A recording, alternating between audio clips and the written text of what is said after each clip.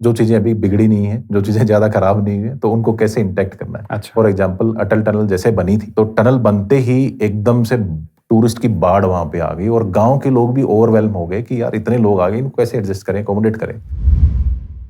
आपका prime focus है कहाँ पे? हमारा अभी रूरल एरियाज में ज्यादा फोकस है। जो चीजें अभी बिगड़ी नहीं है, जो चीजें ज्यादा खराब नहीं है, तो उनको कैसे इंटैक्ट करना है। अच्छा। फॉर एग्जाम्पल अटल टनल जैसे बनी थी, तो टनल बनते ही एकदम से टूरिस्ट की बाढ़ वहां पे आ गई और गांव के लोग भी ओवरवेल्म हो गए कि यार इतने लोग आ गए, इनको कैसे एडजस्ट करें, अकोमोडेट करें। तो एक हड़बड़ी मच गई पूरे एरिया में कि हम होटल्स फटाफट बनाते हैं ताकि हम लोगों को अकोमोडेट कर पाएं और फाइनेंशियली हम भी चार पैसे कमाएं। अच्छी सोच है, बढ़िया बात है, करना चाहिए।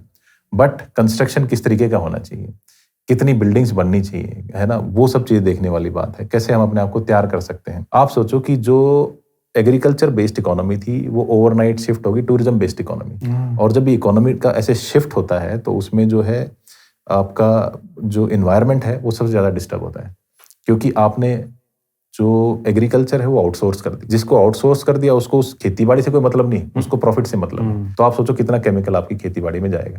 होटल आपने बना दी तो टूरिस्ट आपके पास आएगा। सब कुछ बन गया बट कचरा प्रबंधन नहीं बना। तो अभी हमने लास्ट ईयर वहां पे बनाया फैसिलिटी। अच्छा, और उसमें गांव की पंचायत, कोकसर गांव है, कोकसर पंचायत ने बहुत उसमें सपोर्ट किया और वहां के एडमिनिस्ट्रेशन ने भी किया। देखिए, अगर कोई इनिशिएट करता है ना चीजों को, तो उसको सपोर्ट करने के लिए लोग हैं। इनिशिएट करने वाले लोग थोड़े से कम हैं। ये थोड़ी सी हमारे देश की विडंबना है, जिसके बारे में कई बार माननीय प्रधानमंत्री जी ने भी जिक्र किया है कि इनिशिएट करने वाले लोग, आपको जो लीड करने वाले लोग हैं और जो यूथ है उसमें बहुत सारी ये कमियां हैं। तो एनीवेज, तो वहां पे बन गया वो और उसमें हमने देखा कि काफी ज्यादा कचरा है जो वो वहां पे आता है। उसकी फोटोज मैं आपके साथ शेयर करूंगा। उसमें सिंगल यूज प्लास्टिक भी बहुत है जो कि समस्या है। अब सिंगल यूज प्लास्टिक इतनी समस्या क्यों है, इसका एक कारण ये भी है क्योंकि वो रिसाइक्लेबल नहीं है, उसके अंदर वैल्यू नहीं है।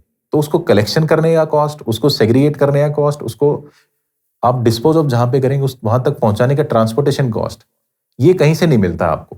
वैल्यू चेन से नहीं मिलता है। उसके लिए आपको एडिशनल पैसे डालने पड़ते हैं। तो पैसे कहां से आते हैं? सरकार देती है। सरकार क्या उस पैसे कहां देगा? टैक्स पेयर देता है।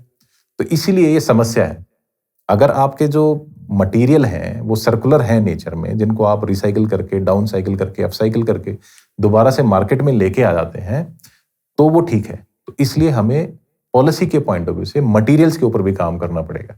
सिर्फ ये नहीं कि हम पोस्टमार्टम में ही घुसे हुए हैं। एज ए स्टेट हम अब अलग अलग कंपनीज का कचरा उठा के उसको ट्रांसपोर्ट कर रहे हैं, मैनेज कर रहे हैं, उनकी भी अपनी जिम्मेदारियां हैं। तो इसलिए मटेरियल्स के ऊपर भी काम किया जाए ताकि ऐसे मटेरियल मार्केट में हो जो कि रिसाइकिल करना जिनको आसान हो और जिससे दो पैसे भी कमाए जाए।